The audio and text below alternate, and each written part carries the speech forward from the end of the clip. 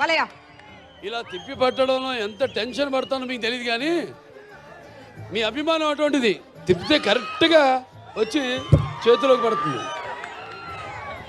మీరు కోరుకుంటారు, నేను ఒక్కటి కోరుకుంటా, మీరు ఎంతో లక్షల కోట్ల మంది కోరుకుంటారు దీన్ని అలా పట్టాలని. తిప్పి మీ అభిమానానికి నా శిరస్సు వంచి నా కృతజ్ఞతలు తెలియజేసుకుంటున్నాను. ముఖ్యంగా ఈరోజు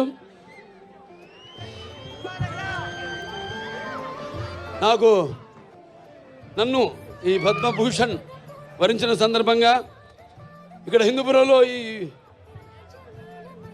పౌర సన్మానం చేస్తున్నందుకు, అంటే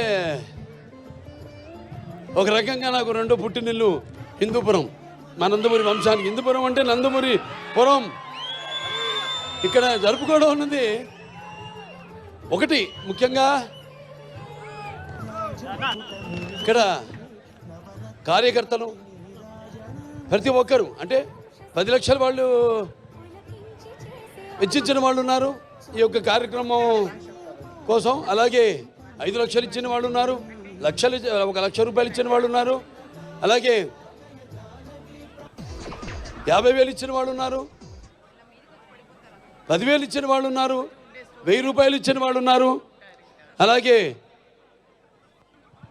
ఒక 50 రూపాయలు కూడా ఇచ్చిన వాళ్ళు ఉన్నారు. అందరికీ ఈ కార్యక్రమాన్ని ఇంత ఘన విజయం చేయడానికి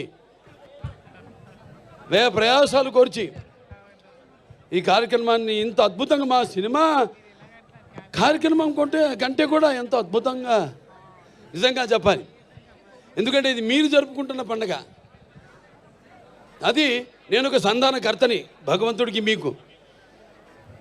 నాకు పద్మభూషణ్ రావడం అన్నది అది మరి మీరందరూ కూడా దాన్ని మీ సొంతంగా భావించి, ఎలాగైతే నందమూరి నాన్నగారు తర్వాత అన్నయ్య హరీష్ గారి తర్వాత నన్ను ఇక్కడ మీ వాడిగా, మీలో ఒకటిగా, మీ గుండెల్లో నాకు మీకంటే కూడా చెప్తాను, నా సంగతికి వస్తాను.